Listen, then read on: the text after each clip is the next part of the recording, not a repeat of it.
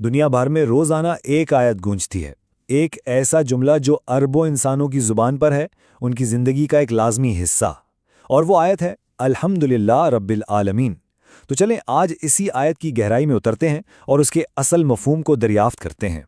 जरा इस बात का पैमाना तो सोचिए, ये कोई छोटी बात नहीं है। हम चंद लोगों की बात नहीं कर रहे, हम अरबों लोगों की बात कर रहे हैं। ये उनकी रोज़ की आदत है। हर नमाज में, हर दुआ में ये अल्फाज दोहराए जाते हैं। शायद इंसानी तारीख में सबसे ज़्यादा दोहराए जाने वाले अल्फाज में से एक। लेकिन क्या कभी हमने रुककर सोचा है कि इस छोटे से ताकतवर जुमले में आखिर छुपा क्या है? ये सिर्फ चंद अल्फाज का मजमुआ नहीं है। नहीं, ये तो एक पूरा वर्ल्ड व्यू, एक मुकम्मल कायनाती नजरिया है। तो आज हम यही करने वाले हैं। इस आयत के एक एक हिस्से को खोलकर देखेंगे ताकि इसका असल मतलब समझ में आए। तो हमारा पहला पड़ाव है लफ्ज़ अल-हम्द।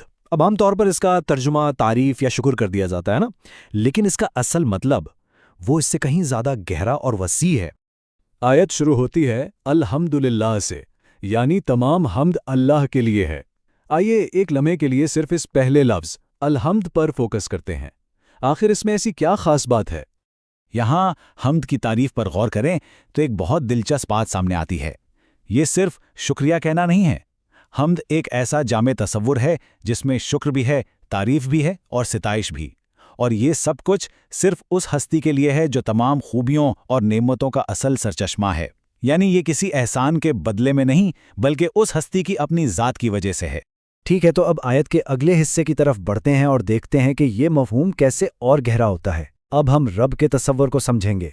एक ऐसा लफ्ज़ जिसका आम तर्जुमा मालिक या परवरदिगार किया जाता है, लेकिन यकीन करें इसकी वसअत इससे कहीं ज़्यादा है।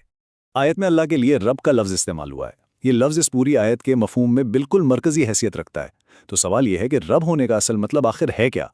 रब का मतलब सिर्फ पैदा करने वाला नहीं है, बल्कि रब वो है जो हर चीज़ की परवरिश भी करता है, उसे कायम रखता है, उसकी देखभाल करता है और उसे उसके कमाल तक पहुंचाने के लिए रहनुमाई भी करता है। यानी ये एक मुसलसल, एक एक्टिव प्रोसेस है। इसको समझने के लिए एक छोटी सी मिसाल लेते हैं। फ़र्ज़ करें एक शख्स है जो एक फैक्ट्री का सिर्फ मालिक है और दूसरा वो इंजीनियर है जिसने फैक्ट्री को डिज़ाइन किया, उसे बनाया और अब रोज़ाना उसकी देखभाल भी करता है ताकि वो बेहतरीन तरीके से चलती रहे। रब सिर्फ मालिक नहीं है, बल्कि वो इंजीनियर भी है जो हर लम्हा अपनी तख्लीक की परवरिश और हिफाजत कर रहा है। अच्छा, तो अब हम हम्द और रब को समझ चुके हैं। अब आयत का आखिरी हिस्सा हमें बताता है कि ये जो रुबूबियत है, इसका दायरा कार कितना वसी है। और ये हिस्सा है अल-आलमीन, रब्बुल आलमीन, तमाम जहानों का रब। ये अल-आलमीन क्या है? क्या इससे मुराद सिर्फ हमारी ज़मीन और दूसरे सैयारे हैं, या इसका मतलब कुछ और है?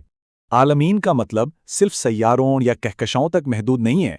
इससे मुराद है वजूद की हर शक्ल, हर वो चीज़ जो मौजूद है, वो चीज़ें जो हम देख सकते हैं और वो भी जो नहीं देख सकते। मादी दुनिया और रूहानी दुनिया, माजी, हाल और मुस्तकबिल की हर मखलूक इसमें शामिल है। तो अल-आलमीन का दायरा वो लामहदूद है। इसमें हर वो हकीकत शामिल है जिसका हम तसव्वुर कर सकते हैं और वो भी जिनका हम तसव्वुर तक नहीं कर सकते। ये एक नाकाबिल तसव्वुर वुसअत का ऐलान है। अब जबकि हमने आयत के तीनों अहम हिस्सों यानी अलहम्द, रब और आलमीन को अलग अलग समझ लिया है, तो आइए इन सब को जोड़ते हैं और मुकम्मल तस्वीर देखते हैं। ज़रा देखें ये मफहूम कैसे कदम ब कदम बनता है। हम शुरू करते हैं अलहम्द से, यानी हर किस्म की जामे तारीफ और शुक्र से, जो सिर्फ लिल्लाह यानी अल्लाह के लिए है, जो रब है यानी फ़ाल तौर पर परवरिश करने वाला और कायम रखने वाला है। किसका? अल-आलमीन का, यानी वजूद के तमाम जहानों का। तो अब ये आयत सिर्फ तारीफ का एक जुमला नहीं रही, बल्कि ये एक मुकम्मल आलमी नज़रिए का, एक वर्ल्ड व्यू का ऐलान बन गई है। ये कायनात, उसके खालिक और उसमें मौजूद हर शय के दरमियान जो ताल्लुक़ है, उसकी वजाहत करती है। इस गहराई को समझने के बाद आयत का एक जामा तर्जुमा कुछ यूं बनता है: तमाम जामा तारीफ और शुक्र सिर्फ अल्लाह के लिए है, जो हर मौजूद शय का वाहिद खालिक, परवरिश करने वाला और कायम रखने वाला है। अब जब हम इस आयत को दोबारा देखते हैं तो ये अल्फाज एक बिल्कुल नई मानवियत के साथ गूंजते हैं। ये एक बहुत ही ताकतवर ऐलान है जो कायनात के हर जर्रे पर लागू होता है। और ये हमें एक गहरे सवाल पर छोड़ जाता है कि अगर तमाम जहानों का पालने वाला एक ही है, तो ये हकीकत कायनात और ख़ुद इंसानों के बाहमी ताल्लुक़ को किस तरह से एक नए फ्रेम में देखती है।